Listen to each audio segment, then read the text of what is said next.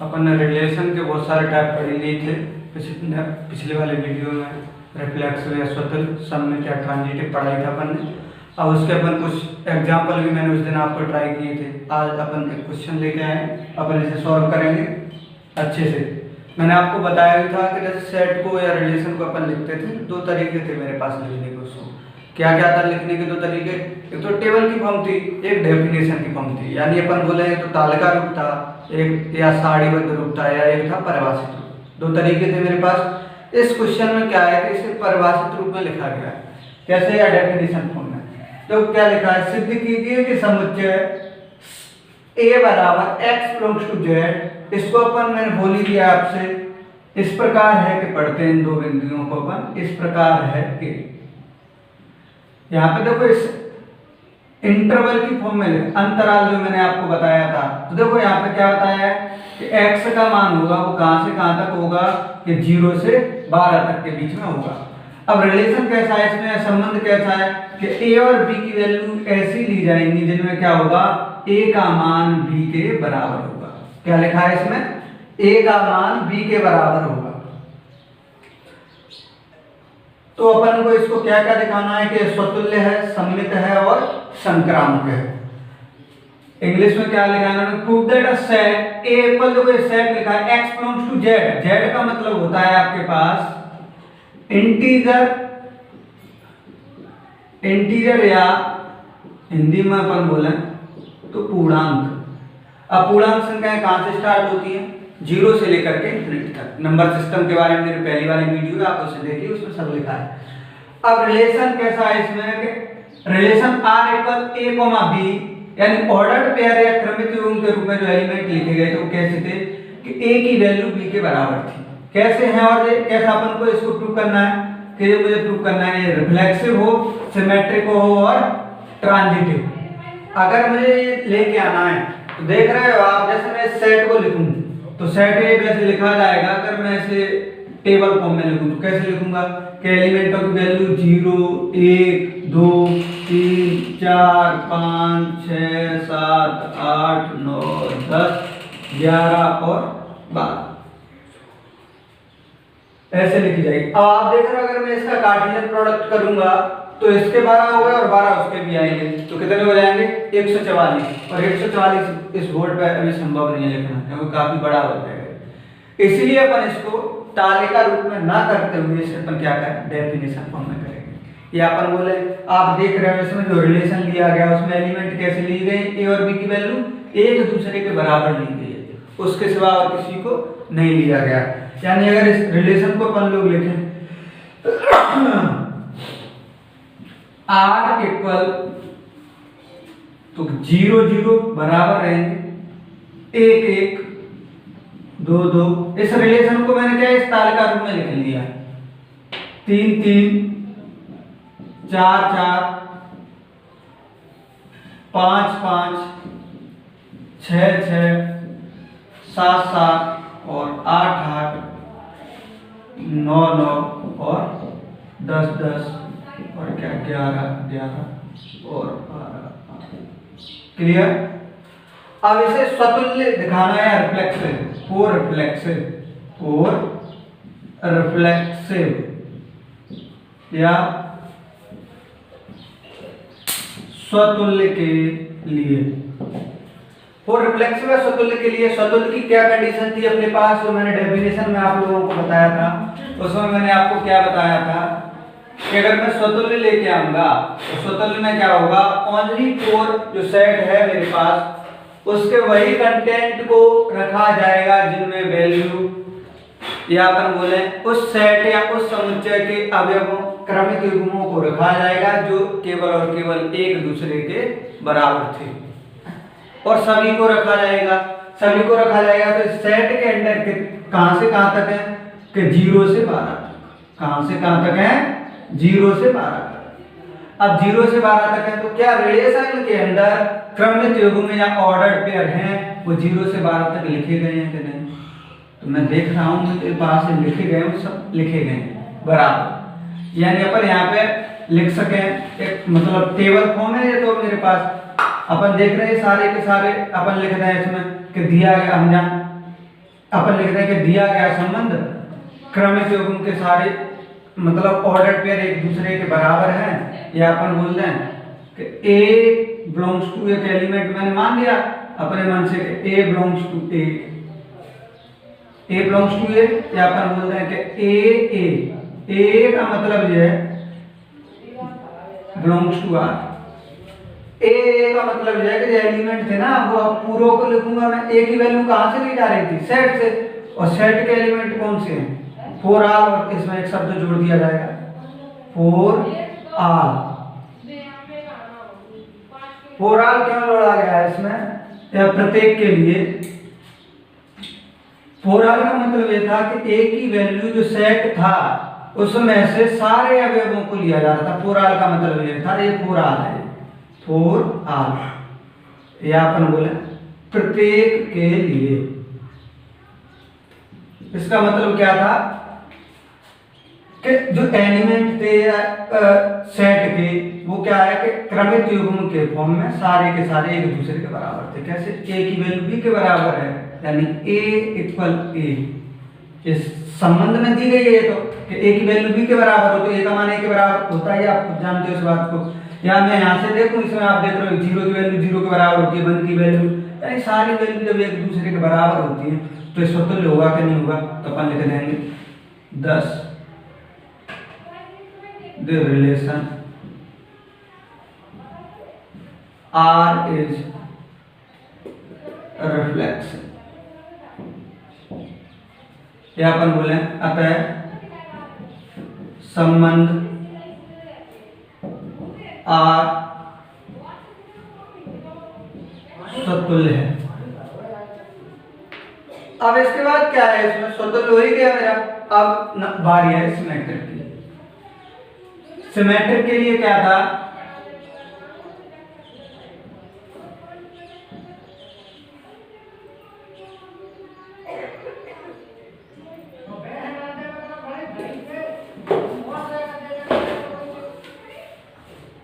अब सिमेट्रिक के लिए क्या था मेरे पास,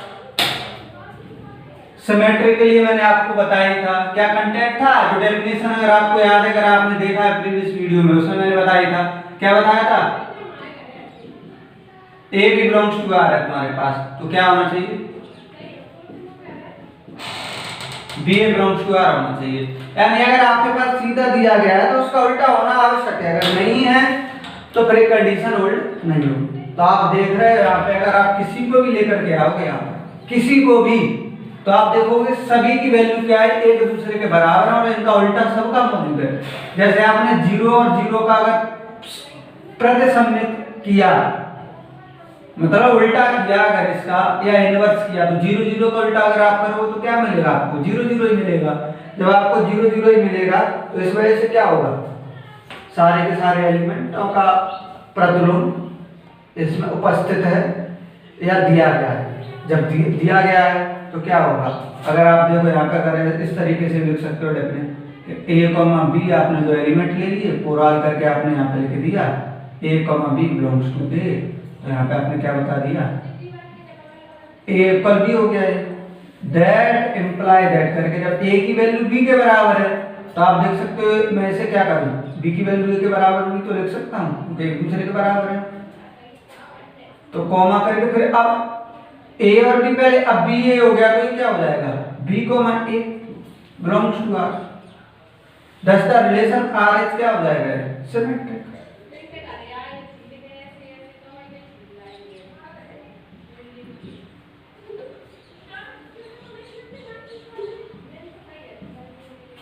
हो गया। सम्मित के बाद अब मेरे पास क्या है, संक्रामक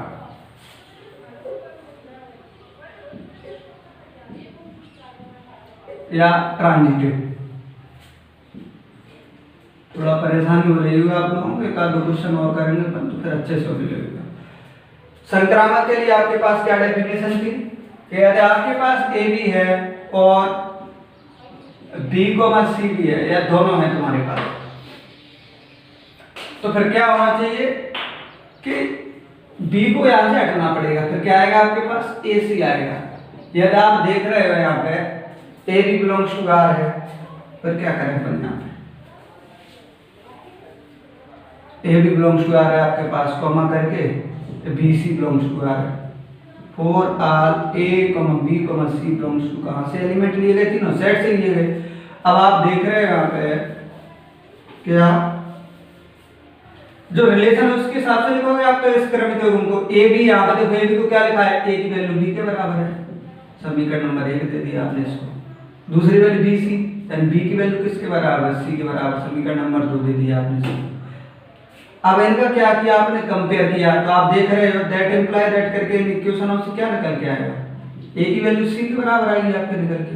जब ए की वैल्यू सी के बराबर निकल के आएगी तो A comma C belongs to क्या हो जाएगा, आर हो जाएगा। A comma C belongs to R हो जाएगा तो इस वजह से संबंध क्या हो जाएगा, संक्रामक हो जाएगा। Thus the relation R, thus the relation R is transitive, अतः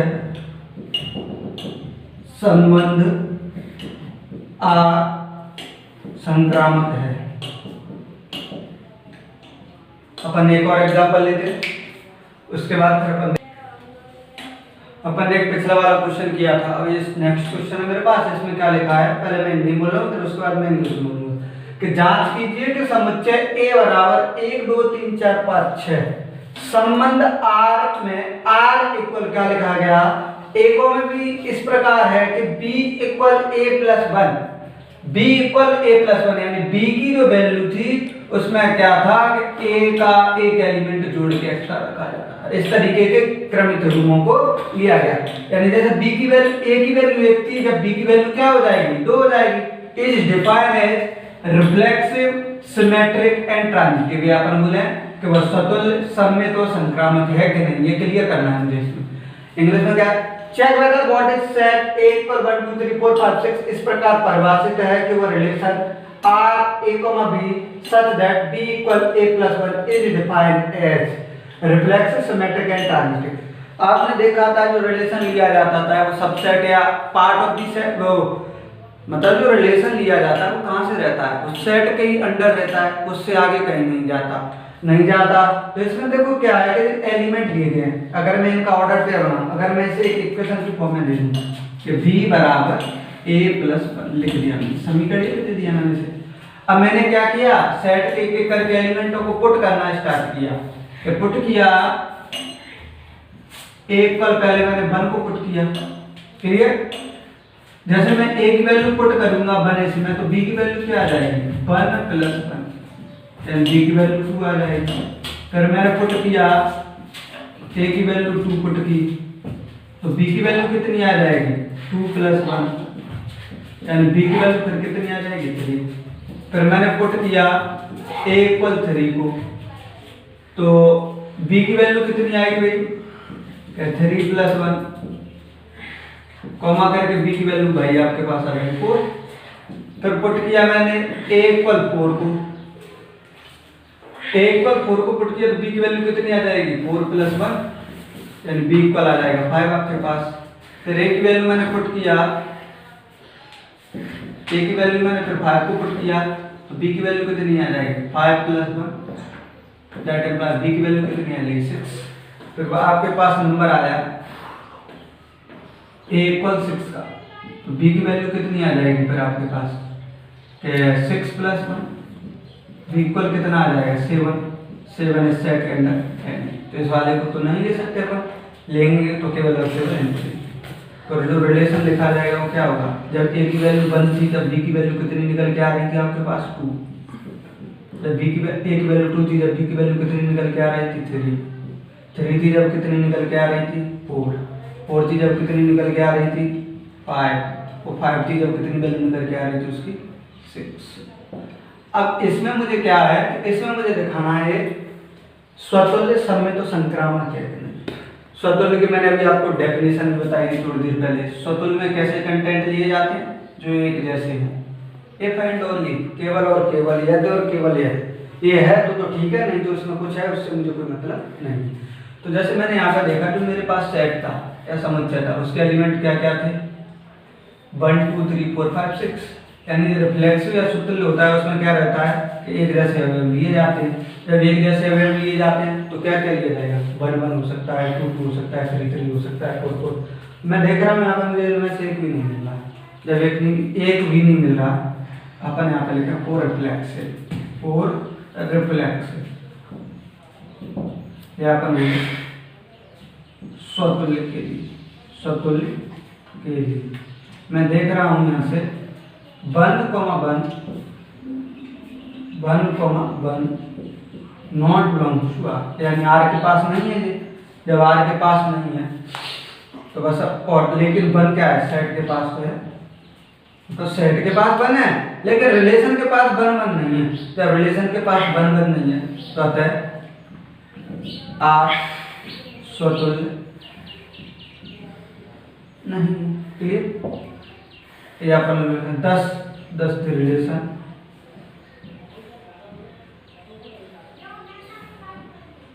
आर इज नॉट रिफ्लेक्सिव। ठीक है, अब बात आई सिमेट्रिक की। सिमेट्रिक की क्या कंडीशन थी?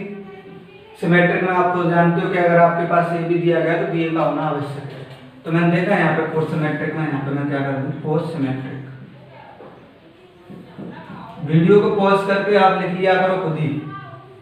1 2 बिलोंग्स टू आर है लेकिन आपके पास, यस, दैट इम्प्लाई दैट क्या होना चाहिए सिमेट्रिक के लिए या सममित के लिए, सममित के लिए क्या होना चाहिए, 2 1 होना चाहिए। लेकिन मैं देख रहा हूँ यहाँ पे 2 1 इसमें कई रिलेशन है, आपको नहीं दिख रही है, नॉट बिलोंग्स टू आर, अतः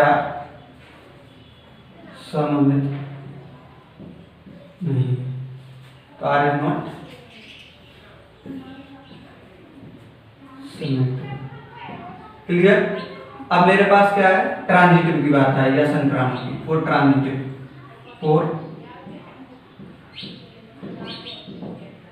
फोर ट्रांजिटिव। ट्रांजिटिव में आपने देखा आपके पास 1 2 है, या लिख दूं संक्रामक के लिए 1 2 बिलोंग्स टू आर, कॉमा करके 2 3 बिलोंग्स टू आर। ट्रांजिटिव में क्या था या संक्रामक क्या था, बी वाला कंटेंट था तो गायब हो रहा था, यानी 2 यहाँ से क्या हो जाएगा, गायब हो जाएगा। तो दैट इम्प्लाई दैट करके क्या आएगा आपके पास, 1 3 आएगा। लेकिन मैं देख रहा हूँ 1 और 3 इसमें कहीं है, नॉट बिलोंग्स टू आर, अतः आर फिर क्या हो जाएगा यहाँ पर संक्रामक नहीं। 10 the relation R is not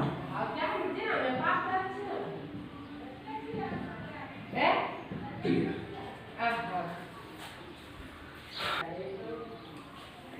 question number 2 अपन ने कर लिया। क्वेश्चन नंबर 3 मेरे पास, इसमें क्या है, देखो थोड़ा इसे पढ़ने में या समझने में अपन थोड़ा और आगे तक जाना होगा।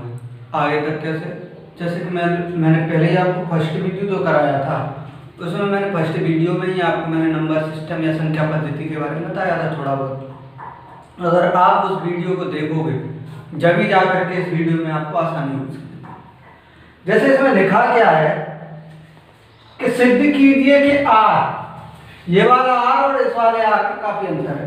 ये वाला आर कैसा है, वास्तविक संख्याएं द्वारा परिभाषित संबंध आर, मतलब जो संबंध तुम्हारे पास दिया गया था a, b इस प्रकार है कि a लेस देन इक्वल, यानी a की वैल्यू b की वैल्यू के बराबर है या उससे छोटी है। इसका मतलब क्या है यहाँ पे, मतलब a की वैल्यू इन दोनों में से कुछ भी हो सकती है, बराबर या छोटी a की वैल्यू। अब द्वारा परिभाषित संबंध क्या क्या है इसमें, कि स्वतुल्य है और संक्रामक है, स्वतुल्य है और संक्रामक है, किंतु सममित नहीं है। तो आप यहाँ पे देखोगे, जैसे आपने, अब इंग्लिश में एक बार बोल देता हूं कि prove that R is real number. R कैसा, यहाँ पे मैं बार बार रिपीट कर रहा हूँ, वास्तविक संख्या या रियल नंबर है। जो सेट आपके पास दिया गया है सारे नंबर दिए गए हैं। रियल नंबर बहुत सारे नंबर होते हैं जिन्हें अपन गिनना संभव नहीं, रियल नंबर है। आर इक्वल उसमें रिलेशन कैसा दिया गया है कि A comma B such that A less than equal B, यानी ए की वैल्यू बी के बराबर है या उससे छोटी है, द्वारा परिभाषित संबंध आर रिफ्लेक्सिव एंड ट्रांजिटिव है। क्या है? रिफ्लेक्सिव एंड ट्रांजिटिव है बट नॉट सिमेट्रिक, यानी सिमेट्रिक वो नहीं है। जब इस तरीके का क्वेश्चन आया तो इस तरीके के क्वेश्चन को करने के लिए मुझे पहले नंबर सिस्टम थोड़ा बहुत याद होना चाहिए। रियल नंबर क्या होता है? रियल नंबर में देखो आपके पास सबसे पहला नंबर आता है, वो होता है नेचुरल नंबर या प्राकृतिक संख्या। प्राकृतिक संख्या है कि 1 से स्टार्ट होती है और अनंत तक चली जाती है। प्राकृतिक के बाद फिर क्या है आपके पास? प्राकृतिक के बाद आया फिर नेचुरल नंबर बोलते हैं अपन इसको, होल नंबर या इंटीजर। इंटीजर में क्या आता है? 0 वगैरह वगैरह। पूर्णांक या होल। इंटीजर में क्या आता है? इंटीजर में आपके पास वैल्यू क्या होती है? इसमें 0 को इंक्लूड कर दिया जाता है, यहाँ पे वैल्यू कैसी हो जाती है? प्लस और माइनस हो जाती है। और फिर उसके बाद आपके पास आए रेशनल नंबर, इसे अपन जेड। ये नोटेशन कुछ इस तरीके से रहते हैं, आप केवल एक को नहीं लिख सकते ऐसे करके, ऐसे तो डार्क रहता है। Rational number P upon Q, या अपन बोला भिन्न के फॉर्म में, पी अपॉन क्यू के फॉर्म में हो, साथ में क्या हो? क्यू की वैल्यू नॉट इक्वल 0 हो। अब रेशनल के बाद फिर आया आपके पास irrational number. Irrational number root के ई है, पाई ऐसे नंबर, और उसके बाद फिर आपके पास है रियल नंबर यानी वास्तविक संख्या। तो जो अपन पढ़ेंगे वो सभी संख्याएं क्या है इसमें पढ़ेंगे, वो सब अपन जो पढ़ रहे हैं वो क्या है? रियल नंबर है, रियल या वास्तविक संख्याओं के लिए है, या जो मैथ है अपना आपको क्या है? पूरा वास्तविक संख्याओं के लिए। तो उस वजह से क्या है कि इस सेट में जब मैं पढ़ने जाऊंगा तो आपने देखा यहाँ पे अब रिफ्लेक्सिव लेके आना है आपको। तो आपने देखा था कि जो अपन सेट ले रहे थे या जो अपन रिलेशन को डिफाइन कर रहे थे उसके लिए मेरे पास 2 तरीके थे कि अगर छोटा दिया था तो मैं तालिका रूप से उसे खत्म कर देता था, लेकिन अगर कहीं सेट बड़ा दे दिया गया तो उसे मुझे कार्टेशियन प्रोडक्ट करने में ही काफी टाइम लग जाएगा। अब रियल नंबर आप इनका गुणा करते रहिए, कभी खत्म ही नहीं होगा। तो इस तरीके के क्वेश्चन जब मेरे पास आए तो इन्हें अपन क्या जनरलाइज या डिफाइन फॉर्म में लिख के रख देते हैं, परिभाषित रूप में। ठीक है, तालिका रूप या तालिका रूप में ना करने की बजाय इस तरीके अगर कोई सेट दे दिया जाता है बहुत बड़ा तो उसे अपन तालिका रूप में ना करने की बजाय फिर अपन उसे क्या परिभाषित रूप में डिफाइन कर देते हैं। अपन जानते हैं यहाँ पे ठीक है, जैसे मैंने स्वतुल्य लिखा, क्या लिखा भैया? स्वतुल्य के लिए फोर रिफ्लेक्स जैसे मैंने लिखा तो यहाँ पे आपके पास कंटेंट दिमाग में आ जाना चाहिए, कैसे नंबर आपको लेके आने हैं, इनमें क्या है कि इसकी वैल्यू रिलेशन की क्या हो, उसके बराबर या उससे छोटी हो।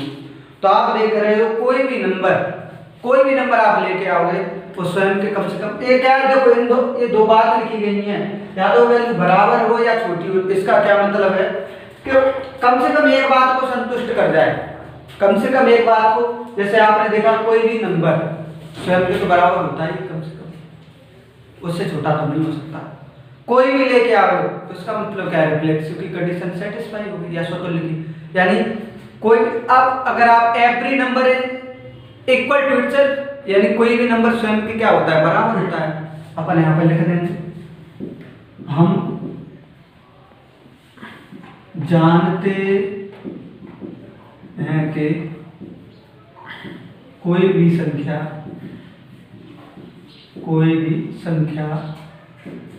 लिखा क्या है उससे कोई मतलब नहीं है, लेकिन मैं जो बोल रहा हूं उसे आप ध्यान से सुना करो। कोई भी संख्या स्वयं के बराबर होती है। क्लियर? यहाँ पर लिखें बी नो दैट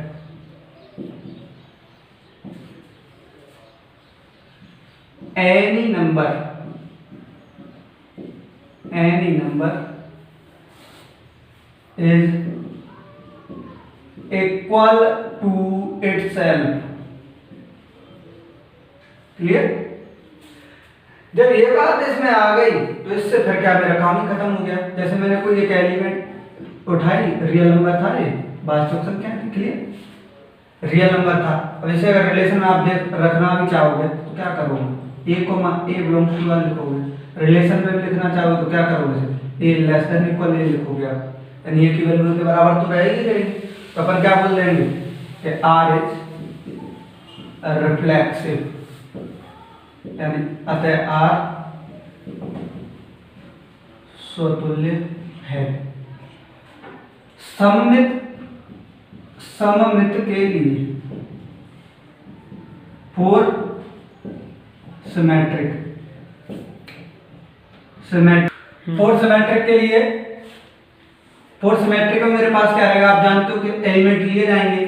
जैसे आपने कोई भी नंबर उठाया, ऐसे नंबर लेने के अगली बार ए से बी की वैल्यू कैसी हो, बड़ी हो। तो जैसे मैंने 2 और 3 को उठाया, 2 और 3 को उठाया, रिलेशन पे लिखा मैंने, तो 2 की वैल्यू आप जानते हो 3 से तो छोटी होती है। लेकिन क्या 3 की वैल्यू 2 से छोटी, क्योंकि ट्रांजिटिव का वो सिमेट्रिक का क्या मतलब होता है, उल्टा होना। ये बात इसमें सत्य नहीं है। जब सत्य नहीं है तो 3, 2 क्या हो जाएगा, नॉट बिलोंग्स टू आर हो जाएगा। तो अतः आर सममित नहीं है। यहाँ पर बोलते हैं 10 आर इज नॉट सिमेट्रिक। अब बात है ट्रांजिटिव की। ट्रांजिटिव में क्या है कि फोर ट्रांजिटिव अगर मैं लिखूंगा यहाँ पे, मेरे पास जगह थोड़ी सी, फोर ट्रांजिटिव, तो सारी लाइनों को क्या होना पड़ेगा, हटना पड़ेगा। इसकी क्या जरूरत है, साथ में लिख लिया करो या फिर आप वीडियो को पॉज कर लिया करो, उसके बाद लिख लिया करो। संक्रामक के लिए अब आपने जैसे इसको लिखा तो आपके पास क्या है, 3 एलिमेंट चाहिए। 3 कैसे होना चाहिए कि इस बात को संतुष्ट करें, जो संबंध है उसको संतुष्ट करें। तो जैसे आपने कोई एलिमेंट उठाए दो 3 ऐसे, जैसे मान लीजिए आपने 1 उठा लिया और 2 उठा लिया, एक क्लियर, बिलोंग्स टू आर लिख दिया। एक क्या उठा दिया आपने, 2, 3 बिलोंग्स टू आर लिख दिया। अब इसे क्या रिलेशन पे लिखने की बारी आई आपकी, रिलेशन पे लिखने की बारी आई आपकी। तो आप लिखोगे रिलेशन में कैसे हो रहा है कि नहीं, क्या है, 1 लेस देन इक्वल टू, यही तो लिखोगे आप। एंड करके दूसरा क्या लिखोगे, अपन इसे समीकरण 1 दे दो। मैंने आपको पहले ही बताया था, शायद नहीं बता पाया तो मैं आपकी बात बोलूँ। समीकरण यहाँ पे आप देख रहे हो 1 की वैल्यू 2 से छोटी है और 2 की वैल्यू 3 से छोटी है। तो सीधी सी बात आपके पास क्या निकल के आएगी, 1 की वैल्यू 1 क्या है 3 से छोटा होगा ही होगा, यानी 1,3 बिलोंग्स टू आर हो जाएगा। अतः आर इज, अतः संक्रामक है। आर इज, सॉरी यहाँ पे नॉट आएगा लेकिन अपन ने गलती कर दी थी। तो आर इज ट्रांजिटिव। यहाँ पे देखो मुझे थोड़ा ऐसा लग रहा है, मुझे जल्दी कर दी मैंने। इसमें क्या था कि अपन ने देखा कि जो एलिमेंट लिए गए थे वो कैसे थे, ये क्यों लिए गए, इसका देखो ट्रांजिटिव के लिए करने का जो कंटेंट है या जो तरीका रहता है वो क्या रहता है कि जैसे मेरे पास जो अपन मैथ है मेरा, जहां तक मैं जानता हूं इन चारों के ऊपर डिपेंड प्लस माइनस भाग, जहां तक इन्हीं के ऊपर रहता है। अब जैसे ट्रांजिटिव के लिए मेरे पास नंबर आए तो ट्रांजिटिव में मैं क्या है कि इनमें से कौन सा कंटेंट मुझे अलाउ लग रहा है, उन्हें मैं क्या करूँ कि सब फर्स्ट और सेकंड पे इक्वल रख दूँ। कुछ भी हो सकता है, ये नथिंग एल्स है, मतलब इतना तो अपन जनरल मैथ जानते हैं, 5th क्लास की बात है। मुझे ऐसा लगे कि मैं ए से सी पर कैसे पहुंच सकता हूं डायरेक्ट, उस बात को इसमें अपन अप्लाई करते हैं। ना कि ये देखें कि ये कैसे आए, अपन ये देखें चारों में से कौन सा इसमें मेथड अप्लाई करें। यहाँ पे आपने देखा, यहाँ पे देखो इनमें से कोई नहीं आया, अलग ही आ गया कि 1 की वैल्यू तो आप जानते हो 2 से छोटी रहती है और 2 की वैल्यू किससे रहती है, 3 से छोटी रहती है। तो सीधी सी बात है कि 1 की वैल्यू भी क्या रहेगी, 3 से छोटी ही रहेगी। जब छोटी रहेगी तो ट्रांजिटिव हो जाएगा। थैंक यू गाइस, मिलते हैं अपन नेक्स्ट वीडियो के साथ। इसे लाइक शेयर और सब्सक्राइब करें।